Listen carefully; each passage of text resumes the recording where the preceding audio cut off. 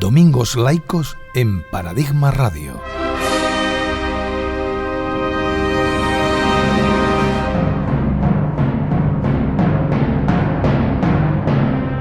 El laicismo como base de la democracia. Domingos Laicos en Paradigma Radio.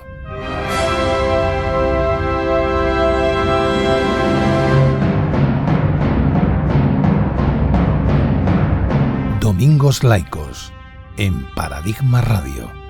Presenta Ana Baragaña y José Antonio Naz.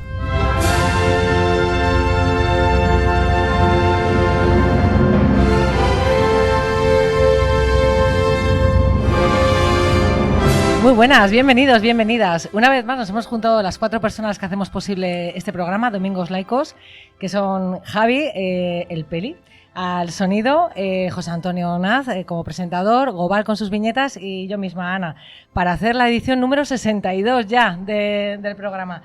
Bueno, lo primero, esta vez os tengo que pedir perdón a todos y a todas porque la semana pasada metí la pata al principio del programa. En esta introducción que suelo hacer, os dije que la Iglesia al año se está llevando 12.000 euros. Ojalá podía ser 12.000 euros, pero es que la cantidad son 12.000 millones de euros.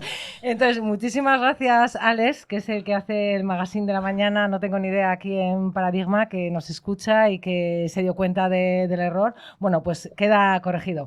Centrándonos ya en el programa de hoy, vamos a centrarnos primero en la viñeta de Gobal. La verdad que esta vez nos ha resultado dificilísimo elegir viñeta. ¿Por qué? Porque Gobal ha hecho las ilustraciones del libro sobre el que vamos a versar el programa de hoy, Los obispos de la mezquita. Y la verdad que son unas viñetas impresionantes. O sea, os leo algún título para que os hagáis la idea. Celosía, nocturnidad y alevosía, la colada, la gran invasión.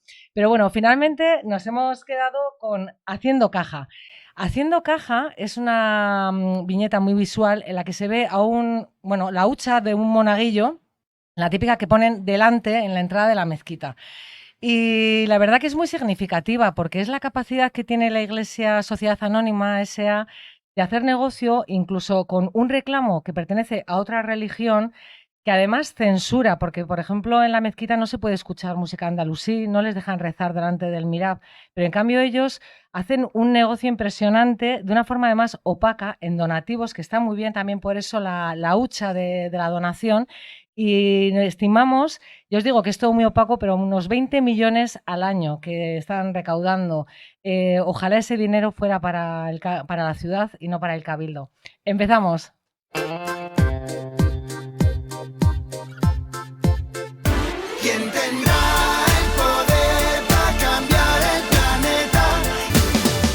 Paradigma Radio, el poder del pueblo. Buenos días. Hace varias semanas asistimos a un exitoso evento de presentación del libro de Miguel Santiago, que lo tenemos aquí a nuestro lado, en la Universidad de Córdoba, en el rectorado. Por cierto, que tuvimos que irnos al salón de actos porque el salón de las 100 previsto para 100 personas, sé que nos quedó muy corto antes de empezar. Como es lógico, después de aquello, donde estuvo acompañado, entre otras cosas, por nada menos que el teólogo Juan José Tamayo y la magnífica periodista Marta Jiménez, no pretendemos con este programa repetir, ni emular, ni llegar a lo que fue aquella presentación, pero sí que queríamos desde nuestro ámbito de Domingos Laicos, tratar de penetrar un poquito en la medida que podamos y profundizar tanto en el libro en sí como más en la plataforma que dirige Miguel y que preside y que toda la actividad que ha llevado hasta ahora, y sobre todo del futuro y de los acontecimientos que podemos llevar a cabo para cumplir con los objetivos que son de muchos colectivos, de muchas personas de la ciudad y de Córdoba y del mundo, puesto que la mezquita es un monumento mundial. Según la Constitución española, el Estado es aconfesional. El artículo 16.3 dice: ninguna confesión tendrá carácter estatal. Bueno, Miguel, muy buena, buenos días, ¿qué tal? Buenos días, yo encantado de estar con vosotros dos, ¿no? Porque, en fin, estar siempre con dos amigos es un lujo y por lo tanto, desde luego, mucho más cómodo que en la presentación del libro del rectorado, porque allí quedas tú o no, está uno así como un poco más preocupado, ¿no? Con tanta gente, y, hombre, la tensión del primer momento en el que el libro se hace público, de manera oficial, sin embargo, con vosotros es Pues estar tomando un cafelito, vamos. precisamente de eso ahí quería yo empezar. El éxito que yo, no sé si lo comenté contigo, con otras personas, sí, cuando me dijeron que era el Salón de Mudéjar, digo, eso es muy pequeño, ¿cómo no van a tener? Pues yo sabía que la expectativa que había, pero quería conocer a qué crees tú que es debido esa expectativa y esa Esa respuesta de la gente. de la gente. Bueno, de todas maneras, en todas las movidas que tenemos, creo que eres más optimista que yo, porque en la misma, antes de contestarte, porque es curioso, en las mismas concentraciones que hacemos con el tema de las concentraciones que hacemos con el tema de nuestras reivindicaciones, ¿no? Como plataformas, como Europa Laica, como pues, toda la gente que estamos luchando en contra de las inmatriculaciones. Y yo siempre he sido como más tímido a la hora de los datos, ¿no? Y tú siempre decías, no, no, Miguel, que conseguimos más gente. Y de hecho Córdoba, hombre, No siempre, pero en Córdoba estos la que casos. más. Sí, sí. Y entonces nos podemos sentir muy orgullosos, ¿no? Eso está claro, ¿no? Y ya con el tema del libro, hombre, yo sinceramente, y no es por nada, pero yo no me esperaba en un principio esa respuesta de la gente, ¿eh? Yo esperaba que después el libro iba a ser permeable, iba a llegar a mucha gente poquito a poco, como es lo que se pretende. Pero a la pregunta tuya de a qué se puede ver, bueno, pues yo creo que en el fondo hay muchas ganas de conocer, ¿eh? Y hay muchas ganas de conocer sobre todo a una capa social de clase media a la que nosotros llegamos, porque claro, pasar a otras capas es más complicado porque tienen otras realidades para estar pendientes de ellas, ¿no? En una realidad más cultural y más de otros tipos de derechos que también defendemos nosotros. Y sí me llamó la atención mucho, además, por la pluralidad que había. Y había también gente joven, que eso creo que es importante. Y había gente de la universidad y de fuera de la universidad, y hombres y mujeres, y de todo el ambiente de colectivos, y gente de a pie sin pertenecer a nada, pero que de alguna manera demuestra que esto lo sigue bastante más gente de lo que nosotros nos podemos imaginar. Por lo tanto, fue una inyección de alegría. El mismo Juan José Tamayo me decía, bueno, Miguel, yo al día siguiente me decía, yo estoy acostumbrado de ir a muchas presentaciones, pero lo de ayer de Córdoba fue realmente para que os sintáis, además me gustó mucho que lo hablara en plural, ¿no? Para que nos sintamos orgullosos, porque el libro, aunque lo haya escrito yo, pero realmente es de todas nosotras y de todos nosotros, ¿no? Es una lucha y es una historia y un camino recorrido por un colectivo de gente, ¿no? Que al mismo tiempo pertenece a muchos colectivos. Sí. Bueno, yo te quería preguntar, la jerarquía católica se basa en diferentes mitos para argumentar que la mezquita catedral es de su propiedad. Pues, por ejemplo, tenemos el de la consagración, el de la Basílica Cristiana de San Vicente o el de la cesión de Fernando III. ¿Qué hay de cierto en todo ello? Cuéntanos un poco, porque claro, ellos se acogen a eso. ¿Qué podríamos contar un poquito para desmitificar? Bueno, la consagración no da el título de propiedad en el tema de la jurisprudencia internacional. Es como si, imagínate, que no me lo puedo imaginar, en tu caso concreto, tú te compras un piso en Córdoba, invitas a tu párroco. Por eso digo que no me lo puedo imaginar, Ana, de ninguna de las Vamos a hacer maneras. ciencia Pero bueno, ficción. imagínate que te ha dado ahí un poquito, se te ha ido un poquito la cabeza, ¿no? Y hace eso, y entonces va el párroco y te bendice la casa. ¿Qué pasa? ¿Que la casa es del párroco? Pues lo mismo de ridículo pensar que porque hay una consagración, la consagración no da el título de propiedad. Por lo tanto, punto y final, no hay más nada. Eso es lo más sencillo que hay como respuesta. Otra Teníamos la posibilidad. Basílica de San Vicente. Bueno, la Basílica de San Vicente. La Basílica de San El Vicente mito. no se lo creen ni ellos, y lo saben. No se lo creen ni ellos porque sus propios arquitectos conservadores, pagados por ellos, le han dicho que se dejen de historias, ¿no?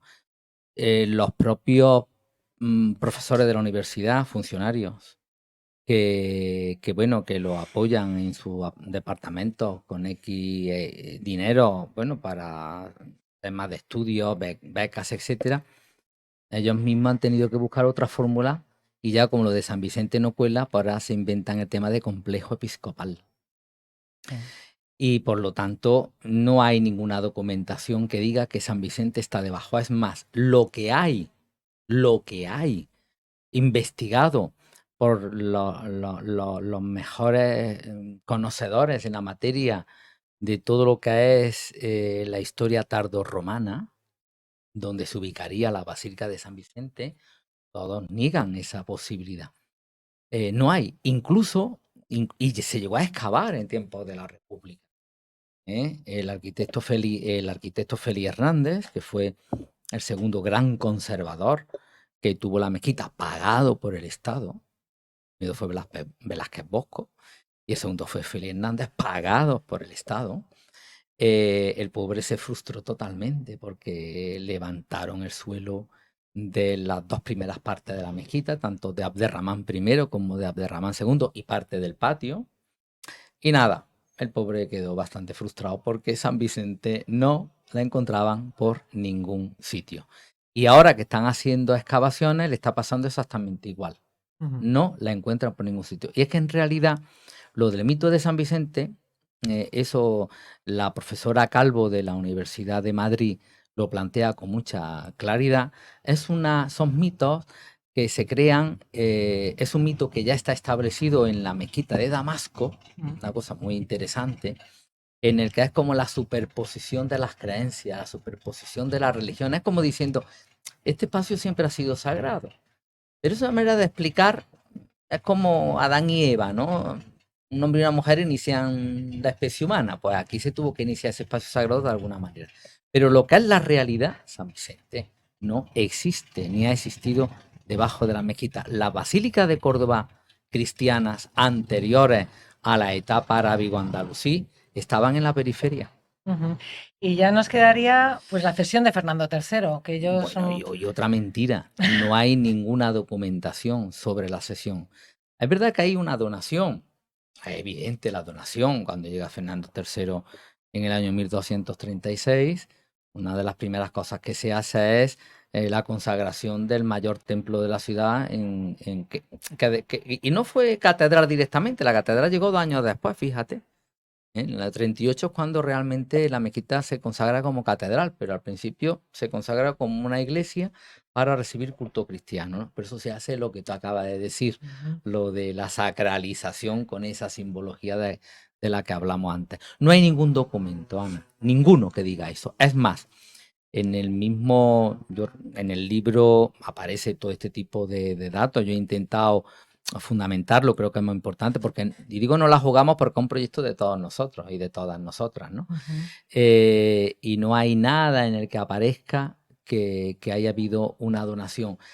Marta Jiménez, precisamente, que la ha nombrado José, que fue la que presentó el libro en la que coordinó la mesa en Córdoba, le hizo una entrevista a Ana Verdú. Ana Verdú es la directora del Archivo Municipal de Córdoba. Y lo dejó muy claro, como archivera, ¿no? Ya tú así conoces la documentación. Y lo extrapoló afuera de la ciudad. No hay en ningún archivo municipal, en Sevilla, en Granada, en Zaragoza, en Toledo, en lo que son las grandes diócesis de este país, ningún documento de donación que diga las antiguas mezquitas fueron donadas por la monarquía a la Iglesia Católica. No hay nada de eso. Porque si no, no tendríamos todo este tinglao. Claro, no hubieran necesitado inmatricular. No hubieran necesitado toda esta historia que han tenido que inventar para aparentemente decir somos los dueños. Y digo aparentemente porque la inmatriculación es adueñarse aparentemente del espacio, pero realmente no lo es. Por lo tanto, otra mentira. Con otro tema, bueno, tiene que ver con el origen, cuando llegan los cristianos arrasando, pues normalmente en casi todos los templos que eran musulmanes ponen lo suyo encima. Parece que con la mezquita fue complicado porque no había, quizás por la singularidad, ahora nos explicas, pero ese caso concreto no se tuvo mucha oposición para que no lo hiciera por parte de la propia monarquía, hasta los cabildos, tengo entendido, El mismo capítulo catedral. lo mismo, y de la gente en general y todo eso. ¿Eso por qué? Bueno, porque es que nada más que ver la joya que tenemos, ¿no? Igual que ya tú ves si a más de un papa de Roma le hubiera encantado tirar el Panteón y construir en su lugar una basílica al estilo ya cristiano. Sin embargo, ¿cómo van a destruir el Panteón? ¿Cómo van a destruir la mezquita de Córdoba? O sea, aunque ahora no, en aquel momento no existía la conciencia conservadora de nuestro patrimonio que tenemos ahora, pero hombre, en aquel tiempo, que cuando llegaron los reyes castellanos y vieron eso, esa señora arquitectónica tan espectacular, esto era la joya de la corona. Y así se lo tomaron, José, la joya de la corona. Fíjate si era la joya de la corona para ellos, que el mismo Alfonso X el Sabio, por algo le llamaron el sabio, y además dimitió, por lo tanto, sabio total. Porque aquí no dimite ni Dios. El Alfonso X el Sabio, fíjate, en el libro aparece, me encanta lo de Alfonso X el Sabio, pues además demuestra ser un tío en pleno siglo XIII, con una capacidad interreligiosa, intercultural, que es para quitarse el sombrero, después de todo lo que estamos viendo en pleno siglo XXI, en toda la esfera de la vida social, política, religiosa, etc. Y él, para mantener, bueno, para en perfecto estado la mezquita de Córdoba, a él le dijo, además fíjate cómo se dirigía a las 3 religiones de la ciudad. Los cristianos tenían que hacer unas colectas en las diferentes parroquias de la ciudad para mantener la mezquita. Los musulmanes estaban más empobrecidos ya, no eran precisamente los ciudadanos de primera cuando ya llegaron los cristianos, pero sí vivían con ellos sin relativos problemas, igual que pasaba al revés cuando estaban los cristianos y dominaban el aspecto más arábigo-musulmán. Y los musulmanes tenían que trabajar algunos días con mano de obra gratis en la mezquita para su mantenimiento. Y los judíos, que eran los que controlaban mucho más el tema del comercio, y ya sabemos un poco su tradición, ¿no? De comerciantes, de gente que pagaban sus cuotas también. Estamos hablando de una especial sensibilidad ante la mezquita de Córdoba. Cuando se iban dejando en ruina el resto de mezquitas aljamas, la mezquita de Córdoba, sin embargo, estaba mejor conservada a final del siglo XIII que como se encontró a final del siglo XIX. Y entonces, después, el pueblo... Pero desde luego tienen que hacer algo, y un templo tienen que hacer allí, de todas maneras, ¿no? Que es la forma de meter la catedral. Pero tú fíjate, José, que ahí no se construye ningún templo hasta el final del siglo XV. Es otro dato interesante. Cuando Fernando III conquista Córdoba en 1236, buscan un espacio para celebrar la liturgia católica. Un espacio en el que fuese un poquito amplio, un poquito cómodo, donde haya una cúpula en el que se pueda poner un altar debajo, con cierta orientación hacia Jerusalén, que es la ciudad sagrada de los cristianos. Y por eso, si te das cuenta, todos los templos están orientados hacia Jerusalén, hacia la salida del sol. Igual que los mezquitas están orientadas hacia la Meca, menos la nuestra. La nuestra es la más chula para todo, la que se escapó de la quemada, la que no está orientada hacia la Meca, en fin, ella es la más republicana de todas las mezquitas que hay en el orbe, ¿no? Mundial. Y lo que te estaba diciendo, y sin embargo, buscan, y el lugar que encuentran es justamente el inicio de la ampliación del Hakan II, donde está la capilla de Villaviciosa, porque ahí hay un lucenario muy bonito, y justamente ahí, que es en el primer lucenario, antes ya de acceder hacia el mihrab, es donde sitúan el primer altar.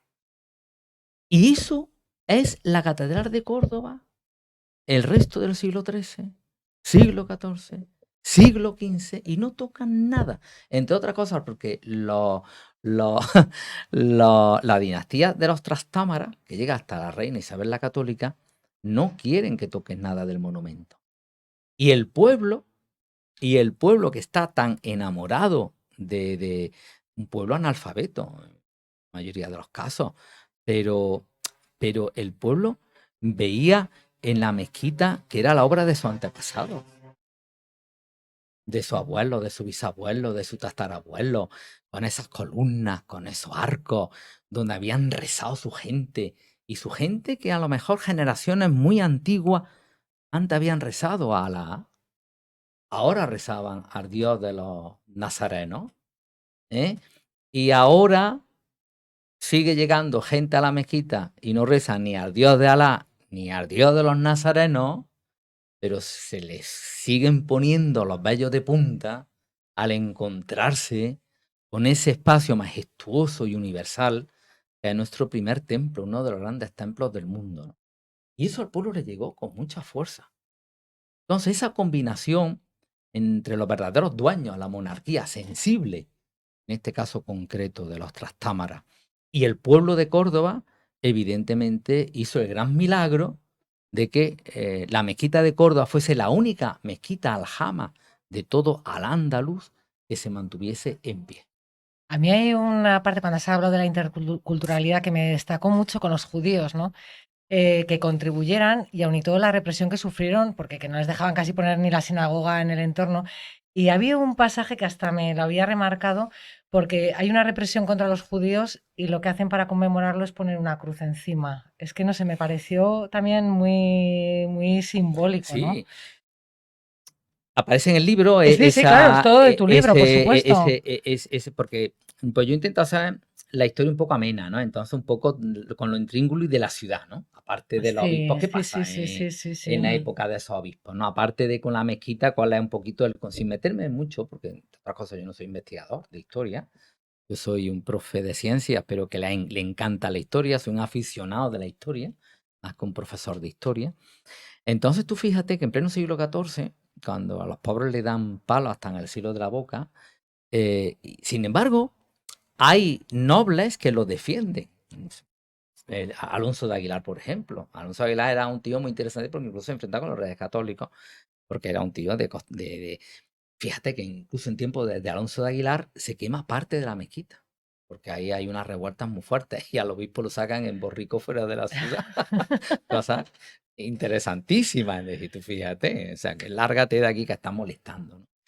Y curiosamente, cuando se levanta la población cristiana en contra de los judíos, por todas las malas interpretaciones que le hacen, en fin, los intereses económicos, a fin de cuentas, hay un derramamiento de sangre muy en lo que es la Cruz del Rastro. Y en ese derramamiento de sangre judío, una cofradía de la zona, la Cofradía de la Caridad, donde está actualmente el Museo de Bellas Artes, en memoria, los cristianos, en memoria de la propia barbaridad que habían hecho, hombre, no los de la cofradía, pero sí su gente de la propia fe, levantaron una cruz para que no se volviera a repetir semejante salvajada. Son detalles pues Es muy que es curiosos, tremendo, sí, a eso mí es muy me chocó tremendo, ¿no? Son muchísimo. detalles muy curiosos de nuestra historia local, ¿no? Hablando de anécdotas, ya que estamos así en plan anecdótico, antes de la pausa musical, ¿nos podrías contar un poco cuál fue la polémica de la mezquita desatada por Franco? ¿Y cuál fue la resolución de Córdoba de ICOMOS? Porque Ese es muy bonito, a mí me encanta. Ahí hay muchos elementos curiosos, ¿no? Bueno, incluso a la extrema derecha, que es tan franquista, por habría eso. que recordarle que su líder, ese líder tan maravilloso que tuvieron y tan genial, ¿no? Tan genial que se cargó a media España. Ahí está su genialidad, no sé, la ideología. Y sobre todo, hay gente que puede votar a esa gentuza, porque para mí no tiene otra, y con perdón, porque no quiero utilizar palabras malsonantes, ¿no? Pero Franco, en el fondo, lo que le interesaba era la pela. Y en este caso le interesaba el petrodólar. Y a Córdoba, en los años 50, fue muy visitada. O sea, Franco puso la mezquita de Córdoba como un espacio de visita para él bañarse en masas y además decirle a los grandes dignatarios musulmanes de la península arábiga y de la parte oriental y de norte de África, que hombre, fijaros la joya que tenéis, aprovecharla, pero claro, soltar dineros. El rey de Arabia se postró delante del Mirrah en tiempo del franquismo, rezó delante del Mirrah en tiempo del franquismo, recorrió en honor de multitudes, estamos hablando del año 50, que prácticamente todavía la posguerra, recorrió todo el centro de Córdoba acompañado por la policía a caballo, una cosa espectacular. Pero claro, le iba a poner a Franco nada más y nada menos que cerca de 600 millones de las antiguas pesetas, y eso es muchísimo dinero en los años 50. Claro. Y Franco dijo, sí, pues la mezquita para el rey de Arabia.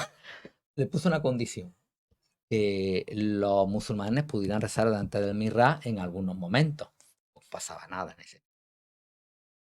Y entonces la idea era, pero para ello había que purificar el monumento, sacar la catedral fuera. Y había un grupo de intelectuales en Córdoba, que eso es muy importante, y yo resalto sobre todo a un intelectual que hemos tenido, que es uno de los que más luchó también porque hoy Córdoba tenga universidad, que es Rafael Castejón y Martínez de Arizala, un republicano, andalucista, catedrático de la Facultad de Veterinaria.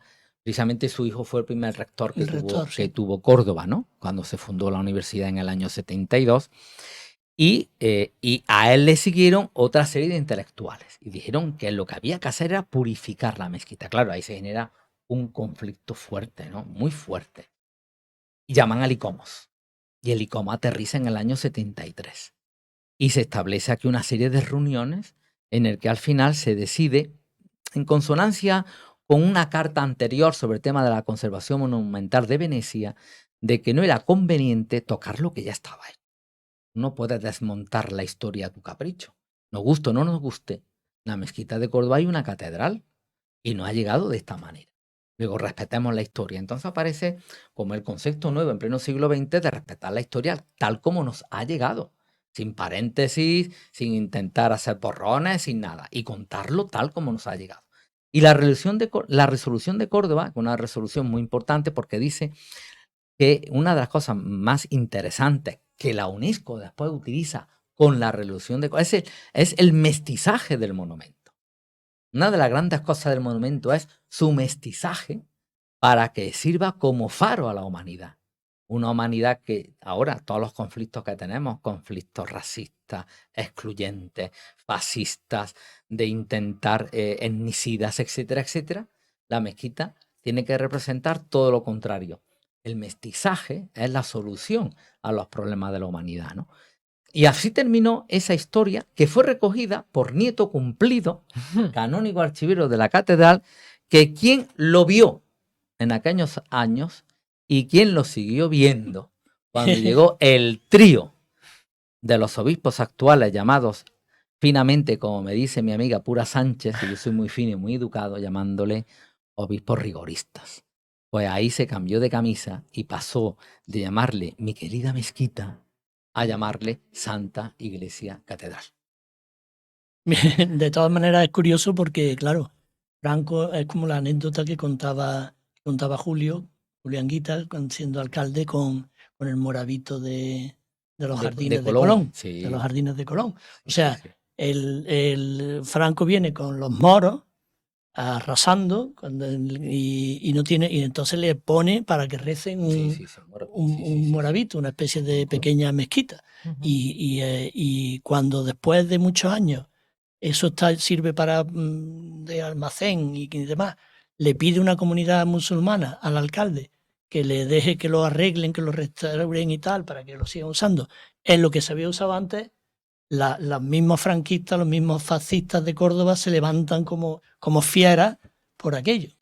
Es que estamos... Me viene muy bien, José, porque cuando hablamos antes de la monarquía y del pueblo me he olvidado de los alcaldes, de los corregidores. Y qué lástima que no tengamos esos corregidores ahora. Y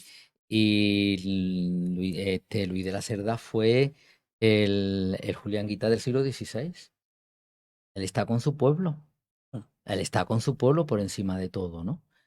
Y Julián Guita que es un tío que cree en la interculturalidad y en la interreligiosidad. Ahí está la Fundación Roger Gagodí.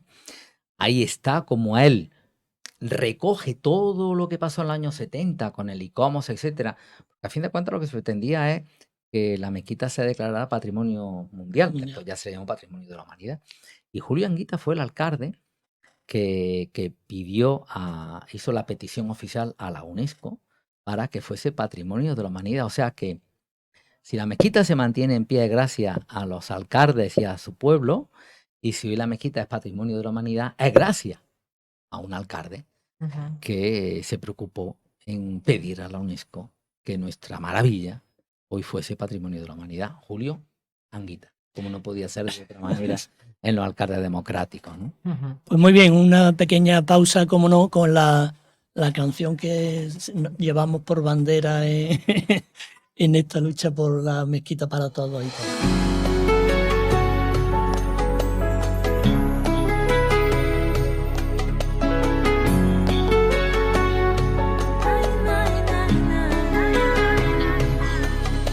Pensaba una noche sola, si yo llegaría al cielo. Paseaba por la mezquita, estuve un tiempo en silencio, y mi cuerpo destrozado, lleno de ira y desprecio, por tantas humillaciones que hacer pasar por el tiempo. Es imposible no dejar de pensar todo el agravio y dolor que llevo dentro.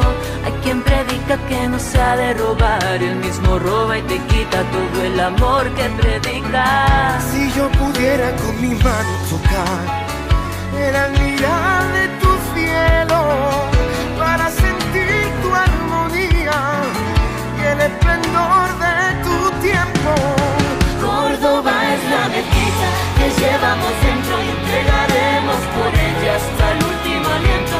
Y en el bosque tallado de tu laberinto, mi alma se viste de luna y corinto. Córdoba es la mezquita que llevamos dentro y entregaremos por ella hasta el último aliento. Y en el agua dormida de tus suspiradores, las almas reviven suplicando tu nombre.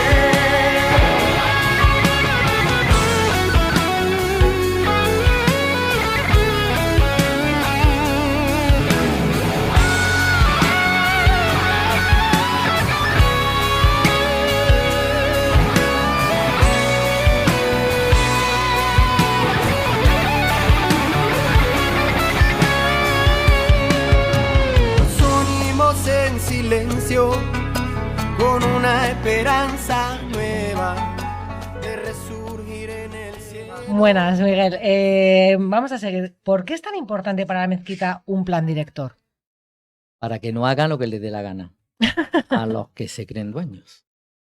Entonces es fundamental. Fíjate que el plan director ya se hizo en el año 91. O sea, que la mezquita tenía plan director en el año 91. Lo que pasa es que no le convenía el plan director al Cabildo. ¿Por qué?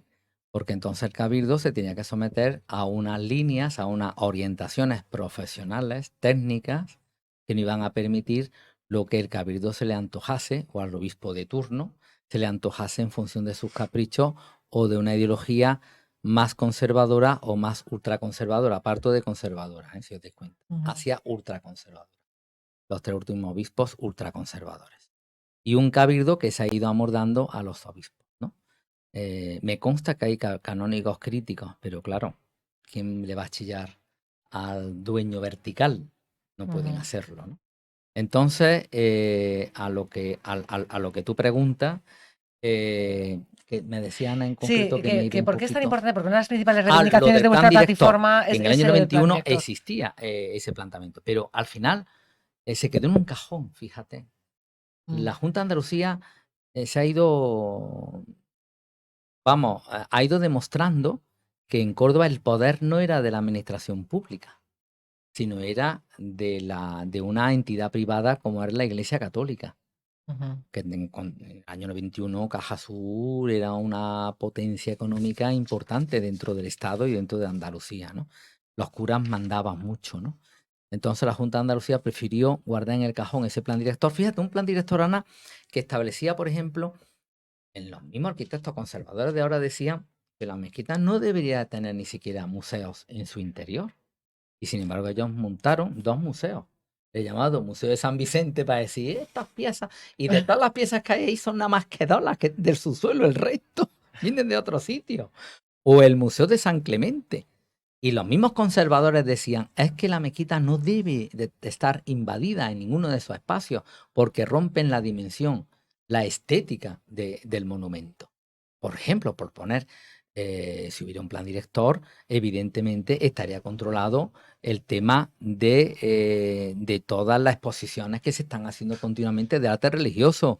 Si hubiera un plan director, no se hubiese convertido el MIRAP en un cuelga cuadros y en un montaje de imágenes que, entre otras cosas, deja mucho que desear artísticamente, por cierto. O sea, justamente antes a principios del siglo XX, prácticamente el Mirrá estaba limpio. Y sin embargo, con todos estos últimos obispos, al Mirrá lo están llenando. Lo único que queda más limpio es la zona propia del nicho, ¿eh? Y de lo que es la parte anterior al nicho, ¿no? Que es como el pórtico que protege el nicho, que es una belleza califal extraordinaria, ¿no? Pero la invasión iconográfica, incluso de mala calidad, ha sido espectacular. Eso con un plan director no hubiera sido posible. Con un plan director la celosía no la hubieran retirado. Con un plan director, evidentemente, el tema económico hubiera sido mucho más transparente desde el principio. Con un plan director, cualquier obra que se hace en la mezquita hubiese sido pues mucho más estudiada por parte de diferentes técnicos, no solamente de los conservadores, sino de las administraciones responsables, en este caso concreto de la Junta de Andalucía, que tiene las competencias de cultura en nuestro ámbito autonómico. No hubiera tenido por ejemplo, si hubiera habido plan director, ningún obispo se le ocurre quitarle el nombre a la mezquita.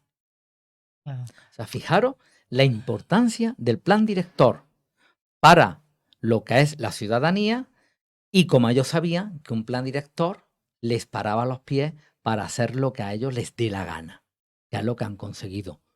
Con el consentimiento del ayuntamiento, con el consentimiento de la Junta de Andalucía y con el consentimiento del gobierno central.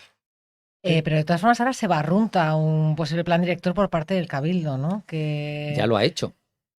Ya lo ha hecho el plan director. Nosotros lo tenemos, lo hemos estudiado y está en manos del Ministerio de Cultura. Nosotros lo elevamos. El plan director que han hecho el borrador. Sí. Porque claro, si se lee vamos, los que hacen el plan director están a las órdenes del Cabildo. Es que vamos a ver, ¿quién es tu dueño? El que te paga. Entonces no es lo mismo que el plan director lo hagan unos técnicos funcionarios de la administración a que lo hagan unos pagados, por muy buenos que sean. No cuestiono ahí su capacidad intelectual o su capacidad profesional. Pero si estás pagado, te debes a quien te paga. Entonces, no os podéis imaginar hasta el trato que recibe. O sea, es que como si estuviesen en la casa del señor obispo, y entonces son elogios al cabildo, elogios continuamente al obispo, y sobre todo el plan director que ha hecho el cabildo, el eje central es la liturgia, cuando ellos saben que es una mentira.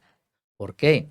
Porque en realidad, en la liturgia de la mezquita, ni el 10% del tiempo que se dedica a la semana es para la liturgia, más del 90% es para el turismo. O sea, ellos mismos siguen inventando la mentira, son unos hipócritas totales en sus planteamientos, ¿no? Y claro, nosotros estuvimos antes de verano, estuvimos una reunión online con la Dirección General de Cultura y le planteamos, y ellos no sabían nada del plan director, nada de nada. Y por eso ya le llamamos la atención, porque claro, ¿qué le vamos a decir a la Junta de Andalucía controlada por el PP que es la otra cara de la moneda del cabildo y del obispo.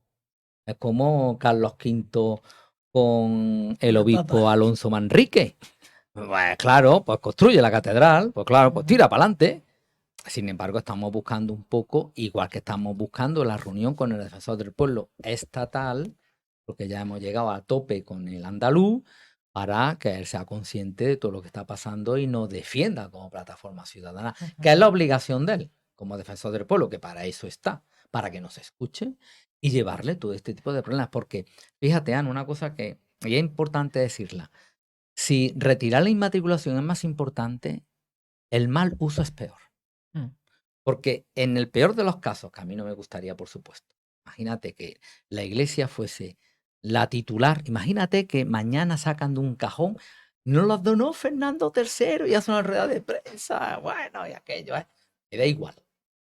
Eso no es óbice para que la jerarquía esté obligada a hacer el uso correcto con un monumento que es patrimonio de la humanidad y patrimonio del Estado de España. O sea que el tema del uso es mucho más importante de lo que nos creemos que el propio tema de la inmatriculación. Sí, pero parece que aquí incluso las sentencias pues no sirven para nada, porque ahí tienen lo de la celosía, ¿no? Después de todo, yo no sé los planes directores ni los otros ni tal, pero sí, parece que todo les da igual. Una sentencia firme que te dice que no y sigue ahí y tienen ya previsto, pues. Igual tenéis que seguir contar, para el que próximo. no sepa brevemente, qué pasó con la celosía. Lo siento, pero es que daos cuenta que igual hay oyentes que Sí, no. bueno, pues la celosía, bueno, cualquiera que vaya a la mezquita de Córdoba se encuentra con 4 celosías que dan al patio de los Naranjos y que están en la parte occidental del patio, ¿no? Que dan a la nave de la primera mezquita de Ramán I. Esa celosía la montó Rafael de la Hoz en el año 1972. En ese año hay que ver la cantidad de cosas que pasaron. En el año 1972. Bueno, pues montó Rafael de la Hoz esas celosías para que entrara un poquito de luz al monumento, porque estaban tapadas con muros horrorosos como el resto de la mezquita que da al patio. Y precisamente llegó un momento, el actual obispo en el año 2017, este obispo tenía mucho interés de que las cofradías bajaran a la mezquita catedral, mucho más que las propias cofradías, y eso hay que decirlo abiertamente. Sí, porque Vamos a hubo un ver. debate. Sí, porque tú fíjate que normalmente los obispos no asisten a las reuniones de la agrupación de cofradías. Este fue cuando se decidió si bajaban las cofradías o no. Su acto de presencia era un acto que demostraba hacer presión como jerarquía vertical de la iglesia, evidentemente, la máxima autoridad. Y a pesar de todo, 1/3 de las cofradías dijeron que no bajaban a la mezquita catedral. Votaron en contra de bajar a la mezquita catedral. Por lo tanto, si no hubiera ido esa presión del obispo, seguro que la carrera oficial no se desarrollaría en la mezquita catedral porque la mayoría absoluta, el 51%, hubiera dicho que no. Es un dato también muy interesante en el análisis que estamos haciendo. Pero ¿por qué el obispo se empeña? Se empeña porque es su estrategia de sacralizar el espacio. O sea, que la gente de todo el mundo tenga claro que la catedral es toda la mezquita. De ahí que el nombre hasta le estorbe. Entonces, todo es catedral. Todo es catedral.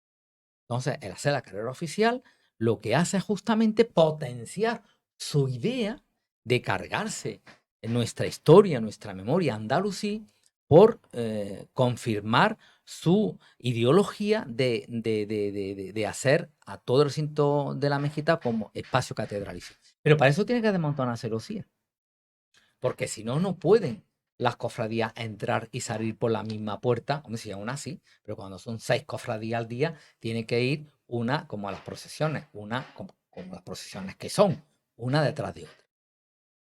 Pero el tema no es que el obispo de Córdoba esté empeñado, el tema es que la Junta de Andalucía, en ese momento gobernada por el PSOE, los mismos responsables del PSOE de Córdoba son los primeros que bendicen el retirar la celosía.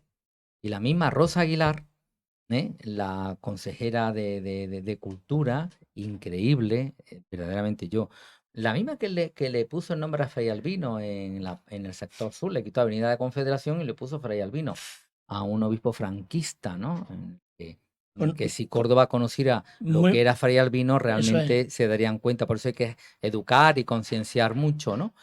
Y, y nosotros, como plataforma, nos movimos, llevamos el tema al ICOMO España, y como España actuó para quitarse el sombrero, diciendo que eso no se podía hacer de ninguna de las maneras. Mujer, si tienes la resolución del ICOMO España, ya tienes tu respaldo como política. Y dijo que no, que la llevaba a ICOMO Internacional. Ah, y los oyentes pueden decir, bueno, Miguel, ¿y dónde está la trampa? Pues muy fácil, porque para llevar al ICOMO Internacional tenían que ir a la UNESCO de París y presentarse ante el embajador de la UNESCO, el embajador de España. Y el embajador de España depende, como toda la embajadora, del gobierno de turno. Pertenece al Ministerio de Asuntos Exteriores, que era del PP de Magallo. Por lo tanto, la señora embajadora ante la UNESCO, que dijo, nada, que no hay ningún problema. Y entonces, ICOMOS Internacional le enmendó la plana al ICOMOS España, para que os deis cuenta, en pleno siglo XXI, con un Estado democrático y de derecho como el nuestro, como al final el poder de la jerarquía Sí, sí. católica le gana la partida al poder de la ciudadanía, al poder democrático, y cómo incluso el ICOMOS Internacional aplasta la decisión del ICOMOS España. Eso es increíble. O sea, lo que pasa en este país es increíble. Y a raíz de ahí se desmonta la celosía. Y a raíz de ahí aparece ya el tema de la agencia de urbanismo. En fin, ya todo este que todos sabemos, todas estas dudas, todas estas situaciones complicadas. Y claro, ¿qué pasa? Que a todos se le olvidó que había una ley de cultura muy clara que decía que no se podía retirar. Tú puedes restaurar, tú puedes evitar que se caiga alguna estructura, tú puedes intentar, pero jamás tú puedes, a tu libre albedrío, cambiar nada porque te guste o te deje de gustar. A ti a lo mejor la catedral no te gusta adentro, perfecto, pero tú no puedes quitarla. Por ley. Por ley tú no puedes quitar la celosía. Eso no lo sabía el Ayuntamiento de Córdoba. Eso no lo sabía la Junta de Andalucía de Córdoba. Eso no lo sabía los gerifaltas del PSOE de Córdoba. Eso no lo sabía ICOMOS Internacional tampoco. Y claro, al final, tanto el juez del Contencioso Administrativo de Córdoba después subió al Tribunal Superior de Justicia de Andalucía y después subió al Supremo. Ya no podía subir más. Todos dijeron lo mismo. La celosía no se podía haber quedado. Pero claro, ahí hay una trampa. Pasó como el tema de las inmatriculaciones para que la gente no entienda. Se retira la ley de las inmatriculaciones y a partir de 2015 no se puede inmatricular más. Pero a lo hecho pecho. Aquí no se tenía que haber retirado la celosía, pero el Supremo nos dice que hay que reponerla. Entonces eso ya está en manos del que denunció el tema, que es Rafael de la Hoz hijo, para obligar a que se reponga. Entonces todo ese juego que acabamos de decir tiene que volver al Contencioso Administrativo de Córdoba y pedirle al juez de Córdoba que ya que no se podía haber retirado la celosía, que la reponga. Y en eso estamos. Bueno, estamos, yo espero que la audiencia esté enterándose de muchas cosas que todo el mundo no sabe. Vamos con la plataforma Mezquita, que es lo nuestro, y desde su comienzo recibió adhesiones por cientos y luego cuando se hicieron las campañas de recogida de firmas y todo eso, cientos de miles.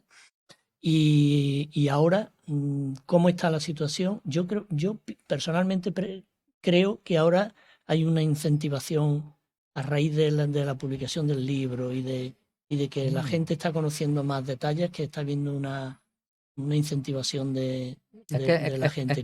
¿Tú crees que ahora mismo y cuáles son las metas inmediatas que podemos acometer? Bueno, nosotros, fíjate, en el libro hay una... Bueno, en primer lugar decir que la plataforma es como un crisol de colectivos. Eso es punto número uno, ¿no? Precisamente vuestro colectivo, ¿no? Europa Laica ha estado ahí desde el principio. Es una de vuestras grandes luchas. Y eso hay que decirlo en honor a la verdad. Una lucha que está mantenida hace ya muchos años. Después se incorporaron también los cristianos de base, con redes cristianas, las comunidades y todo este tipo de gente. Pero ya desde toda esa realidad, una realidad de muchos colectivos, de mucha gente variada, ¿eh? Lo que realmente ahora, evidentemente hemos conseguido muchas cosas. Y en el libro estaba diciendo, aparece al final, porque la gente dice, vení, en el fondo, ¿qué hemos conseguido? Léete el libro.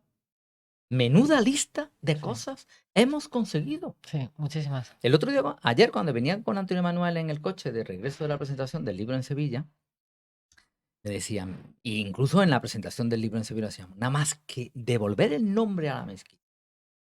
Eso es un triunfo de la ciudadanía. Tremendo. ¿Sabéis lo que significa para la jerarquía católica, con el poder que tienen en este país, aceptar en la enmienda de tener que volver a poner el nombre de mezquita? O sea, recuperar nuestra historia, recuperar nuestra, más que historia, nuestra memoria, ¿no? Ya es casi más importante que la memoria. Por cierto, hablando de memoria, qué alegría lo de ayer con Sí. el carnicero, ¿no? La memoria, ¿no? Tan importante como es, quitarle el nombre. José, pues tú a partir de mañana no eres José porque a mí no me da la gana, o tú Ana, o yo Miguel. Pero tú, ¿quién te crees que eres? ¿Tú quién te crees que eres? Para quitarle la memoria a un pueblo. Ujú. Entonces, nada más que ese hecho es para decir, "Mira, pues ya hemos hecho la faena. Pero la faena es muy larga y hay mucha faena toda. Entonces, como hay tanta faena, la gente además, tú sabes una de las cosas que le indigna a la gente, que entre en la mezquita. Ve a la mezquita.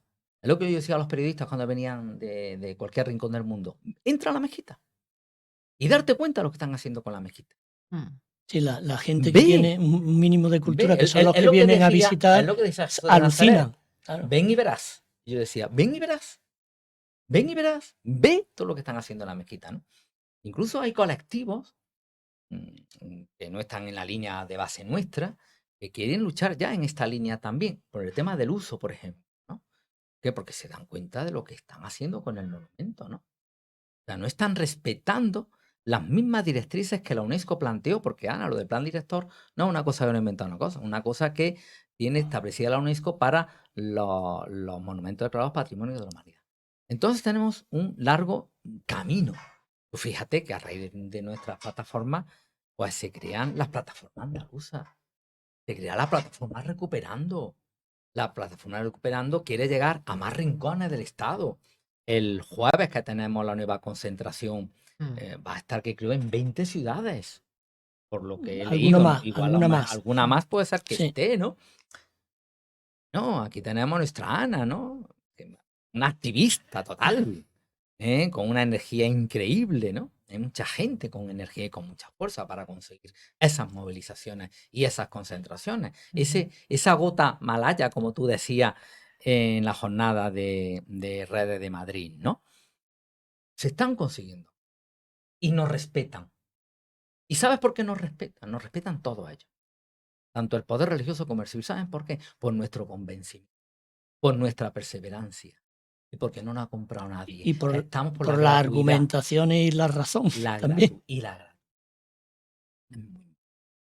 No tenemos ningún interés.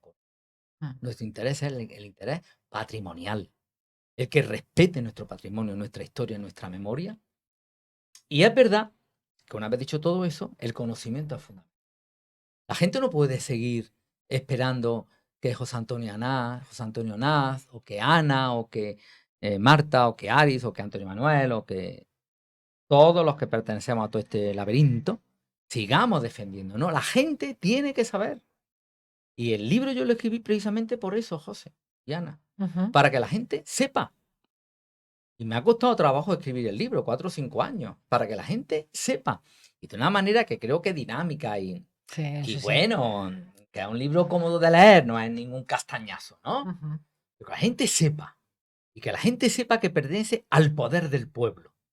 Y que no podemos permitir que el poder de la jerarquía católica le gane el pulso al poder del pueblo. Y que no podemos permitir, como decía el subsecretario de Estado perteneciente al ministerio de Presidencia. presidencia, están desarrollando una política útil. Útil. No, no. El poder del pueblo no quiere una política útil. El poder del pueblo quiere una política de vergüenza, una política que responda al programa electoral al que se han comprometido, al que se comprometieron los 3 partidos que forman el actual gobierno, el mejor de los posibles, y siempre lo diré y siempre lo digo. Podemos, Izquierda Unida y el PSOE. Uno se lo creen más que otro, evidentemente, de eso no vamos a hablar ahora aquí. Pero es el gobierno real que tenemos y lo que tienen que hacer es cumplir con su programa electoral. Y al menos, si no pueden en estos 4 años decir, no preocuparos que no podemos todo. Pero no nos vamos a engañar. Tenemos estos problemas. No podemos en estos 4 años, pero si volvemos a ganar las elecciones, en los próximos 4 lo ponemos. Pero ¿se creen realmente Hombre, el tema para decirlo así con Es esa que de fuerza? derogar el concordato a buscar un consenso eclesial, claro, ha habido aquí una claro. transición importante. o de hacer todo lo posible por recuperar lo que no es esto, a plantear el planteamiento, decía, aquí está el listado y el que quiera que averigüe. Que quiere que averigüe, sí, es increíble, increíble.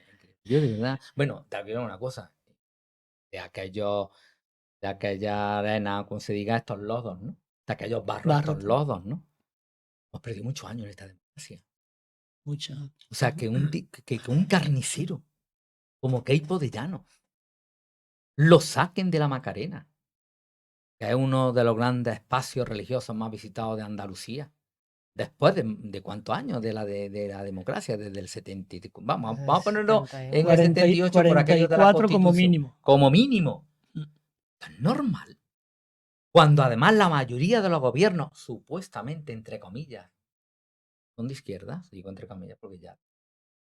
Pero supuestamente, al menos están en el centro izquierda. Y la ley de memoria de Andalucía es del 2017 que ya obligaba a esto. Que ya obligaba. Sí, bueno, sí, ya vemos lo que hizo la señora presidenta de la Junta la de Susana. Andalucía, más pendiente de españolizar Cataluña que de generar la gran nación andaluza, ¿no? Bueno, la Iglesia ha censurado, incluso antes de inmatricular, los contenidos que había en la mezquita, lo cuentas muy bien en el libro. Y me gustaría un poco que veamos, pues eso, si nos quieres contar algo sobre la censura. Y sobre todo también me interesa que comentemos unas pinceladas, aunque sea, del espectáculo nocturno, porque allí habéis tenido una lucha importante que la relatas muy bien, pero que muchas personas igual piensan, que viene un espectáculo nocturno a la mezquita. Pues vamos. Claro, vamos. Vamos a preparar un poco a los oyentes y a las oyentes sobre qué se pueden encontrar en ese espectáculo nocturno. ¿Lo de la censura me decías tú en el previo o entramos directamente al espectáculo Lo nocturno? que tú quieras. Bueno, pues ya está. Espectáculo nocturno. Venga. El espectáculo nocturno viene, el objetivo fundamental era conseguir que la gente se quede en Córdoba por las noches. Punto número 1. Quede claro y cuál es el objetivo. Digo, no es la mezquita tan bonita. No. Conseguir que la gente se quede en Córdoba por la noche. Bien, hay un convenio en el que se iba a poner en marcha en el año 2006, el mismo año que la inmatriculó el señor Juan José Asenjo, que por cierto, gracias al ayuntamiento gobernado por el PSOE en Sevilla, lo han hecho hijo predilecto de la ciudad. Maravilloso, maravilloso. Igual que hicieron a la duquesa de Alba y tiene su monumento, todo muy maravilloso. Qué bien lo han hecho en Andalucía. Y como me despisto, retomo el tema del espectáculo nocturno. Bien, en el 2006 sale el primer pagado con dinero público. Punto número 1,2 millones de euros. O sea, objetivo turismo pagado con dinero público. ¿En dónde se iba a hacer? En nuestro principal. Por el mundo, en los grandes monumentos, existen los espectáculos nocturnos. Tú vas a cualquier gran monumento mundial y es normal encontrarte con ellos. Pero al señor obispo no le gustó. A José Asenjo no le gustó el espectáculo nocturno porque era demasiado laico. Había caballeros a caballo, había demasiada música andalusí, había una gran falta de respeto al recinto. No se dio cuenta que tenía el caballo de Santiago Matamoros en el propio presbiterio. Y mira qué pena, señor Asenjo. Y en aquel momento usted veía muy bien. Por la desgraciadora, por supuesto. Que bendito sea Dios y ojalá se recupere del problema. Pero en aquel momento veía muy bien y veía en el Brevisterio esos caballos ya del Santiago Matamoros en contra de lo que es realmente el espíritu del Evangelio y del Concilio Vaticano II. Y ahora le preocupaba, ¿y sabes dónde acabó ese espectáculo? En el Alcázar, en el espectáculo nocturno del Alcázar. Como no lo pudieron proyectar en la mezquita, se lo llevaron al Alcázar, al espectáculo nocturno. Y tardaron nada más y nada menos que 4 años para ponerse de acuerdo en qué tipo de espectáculo había que montarse. Por supuesto, adaptado a lo que al señor obispo le gustaba. Entonces ya era un espectáculo nocturno, pero con un guión catequético, en el que ya ni había caballos, ni predominaba la arquitectura, ni predominaba el arte, ni predominaba la historia, predominaba su catequesis. Y una catequesis católica, apostólica y romana, muy lejos del Evangelio, por supuesto. Ya que nos ponemos a dar catequesis, pues mira, te podía acercar al Evangelio. ¿Un poquito? Pues nada, católica, apostólica y romana. ¿Qué pasa? Y otro elemento importante, ideología y algo fundamental, dinero. Dinero. El 90% de lo que entraba del espectáculo iba a las arcas de la jerarquía católica, del cabildo. Y además comercializado por el Corte Inglés. Toma ya. Y el 10% restante al ayuntamiento. Cuando ya tenían sujeto el tema ideológico y el tema económico, luz verde en el 2010. Gobernando un ayuntamiento de izquierdas otra vez. Qué pena. Y no la tengan misma, la fuerza y la y la misma decisión que tiene la alcaldesa, derecha. la misma persona que hemos citado Rosalena. antes como alcaldesa. Efectivamente. Bueno, sí, ya Cuando había, empezó. ya estaba un compañero. Pero estaba ya de que antemano. pero claro, todo eso todo estaba de estaba ya. antemano, hombre. Bueno, eso estaba claro ya. Y en el Mm. 2010 ya se pone en marcha el espectáculo nocturno, pero ya, y en el libro se lo recoge perfectamente, Sí. el espectáculo del 2006 y el del 2010. Entonces, y ahora mismo, como se tenía que haber, ¿cómo se dice? En el 2020, de 2010, después de 10 años, se tenía que haber vuelto a firmar. Tiene su nombre, pero ahora no Sí. recuerdo, son tantas cosas que uno tiene en la cabeza. Y el ayuntamiento, saliente, no el actual, sino el saliente, el gobierno municipal saliente, en el verano del 2010, pues nada, un acuerdo entre ellos para que se continuara el proyecto, pero por encima de un estudio en profundidad económico, un estudio jurídico. Tú fíjate que el mismo equipo jurídico del actual ayuntamiento dice que este convenio que se vuelve a firmar en el 20 no tiene pie ni cabeza, o sea, está fuera de la legalidad. O sea que actualmente el espectáculo nocturno tiene menos papeles que una criatura que quiere cruzar el estrecho. Con la ventaja de que estos sin papeles ahí los tienes campando a sus anchas, y cualquier criaturita que quiere cruzar el estrecho posiblemente acabe muriendo en las aguas del estrecho. La gran diferencia entre el que tiene poder y en que la persona realmente pues es un desgraciado de esta vida, que no lo quiere nadie, ¿no? Esa es la gran diferencia. Y ahora en la plataforma estamos liados con este tema también. De otros, el tema de que todo se quede. Bueno, y el defensor del pueblo ha estado meses y meses y meses, andaluz, meses y meses y meses detrás de que el ayuntamiento aclare la situación. Pero es que el ayuntamiento ni le responde al defensor del pueblo andaluz, que le ha tenido que llamar la atención el defensor del pueblo andaluz por no ser colaboradores. Una administración pública con el defensor del pueblo andaluz ha tenido que reñirles el defensor al alcalde de Córdoba, el actual, para decir que no colabora con el defensor del pueblo andaluz porque no aclara la situación del espectáculo nocturno. ¿La fijaron? ¿Qué situación tenemos? Bueno, tema que toquemos. Y parece que otra de las posibilidades de remediar, ya entrando en general en todo el tema de inmatriculaciones y todo esto, para intentar preservar el patrimonio, no vaya a ser que ahora se pongan a venderlo como lo tienen a su nombre, el 80% del patrimonio del Estado, que se pueda ir a quedar a venderlo y nos encontremos que no tenemos nada. Estaba en la reforma de la ley de patrimonio, donde podía quedar la cosa clara, pero eso se retiró Ahí intervino Europa Laica, planteó Sí. una serie de enmiendas y demás, que después eso no ha quedado en nada. Sí, sí, sí. De eso no hay nada de momento, no se ha Hicimos vuelto a... enmienda Europa Laica, estuvo recuperando la Y misma la plataforma misma Internet, plataforma y demás, más hicimos, gente, sí. hicimos Pero que no hay, enmienda. que no, no ha habido después Curiosamente se retira. y no hay nada Ahora en su parece lugar. que se quiere retomar. Nuevo proyecto de reforma de la ley de cultura, pues, de patrimonio, perdón, parece que quieren otra vez volverlo a actualizar. Nos vendría bien porque una nueva ley de patrimonio implicaría lo que decía antes de los usos. Tendría un mayor control. Además hay una figura muy importante, que es la figura de los monumentos mundiales. Entonces, crear la figura de monumento mundial. Lo que pasa es que eso ha generado problemas entre el gobierno central y algunos gobiernos autonómicos, todo con Cataluña, País Vasco, etcétera, en el que no quieren que se les toque ningún punto de lo que han conseguido autonómicamente. Claro, porque dicen, tú no vas a meter las narices a administrar ahora mis bienes culturales. Pero claro, la figura de bien mundial excede a la propia autonomía. Y yo por eso, con todo lo que yo soy, sabes que yo soy muy andalucista y muy de que nuestra tierra realmente tenga su autonomía total, pero sin embargo entiendo que hay cosas, en este caso concreto, existe como la UNESCO. La UNESCO es la que le da a patrimonio o no. El gobierno del Estado sea el que controle, no cualquier monumento, sino los monumentos declarados Patrimonio de la Humanidad, no me parece ninguna tontería. Entre otras cosas, porque el embajador que tiene el gobierno en la UNESCO es precisamente del gobierno del Estado, no es del gobierno de la autonomía. Por lo tanto, hay una competencia muy directa. Pero ahí ha habido sus más y sus menos, y posiblemente, José, por ahí haya habido cierto freno al haber seguido con la ley.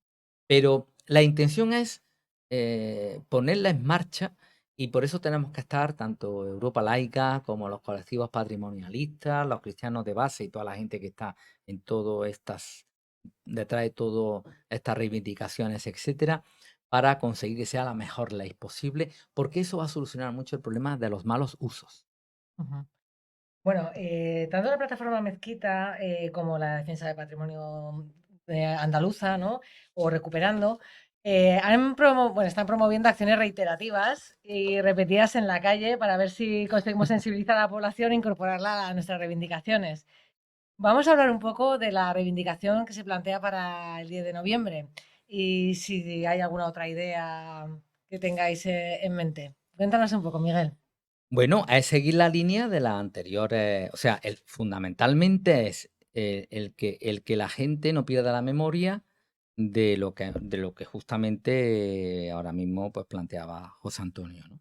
El tema de las inmatriculaciones, que son 100.000 bienes inmatriculados los que existen, desde el año 1946.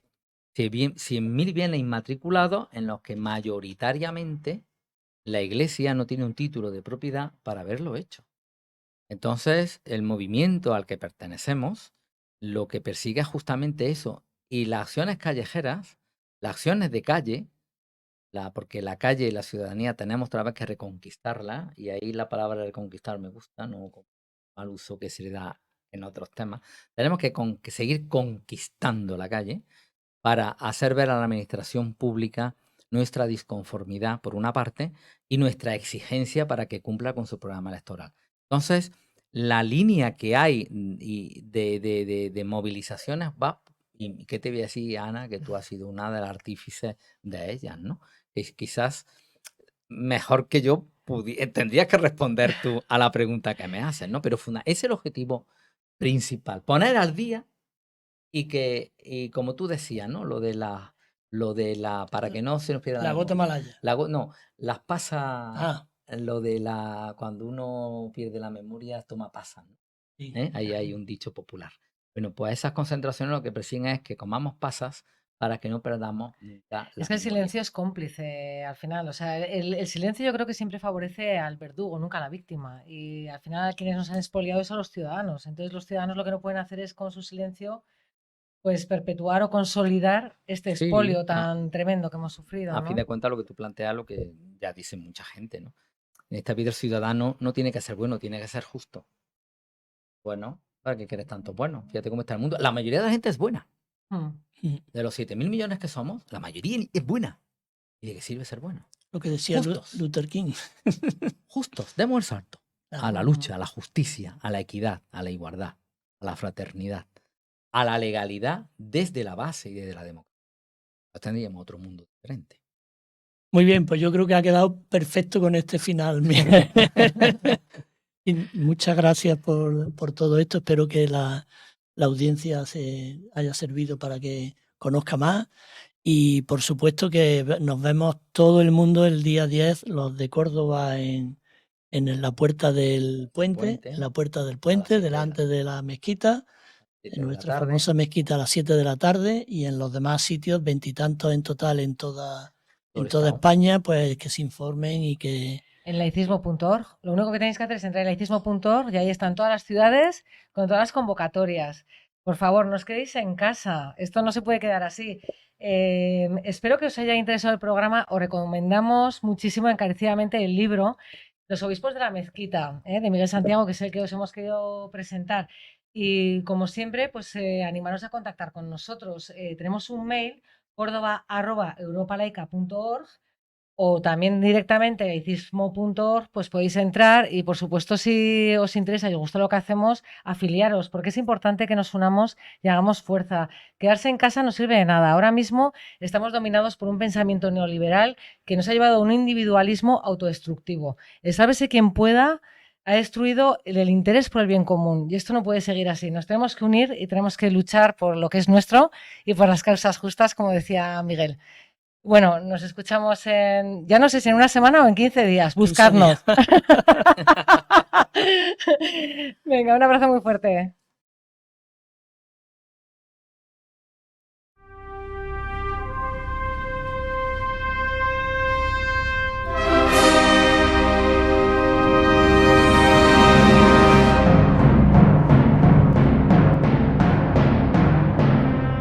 Aquí acaba Domingos Laicos en Paradigma Radio.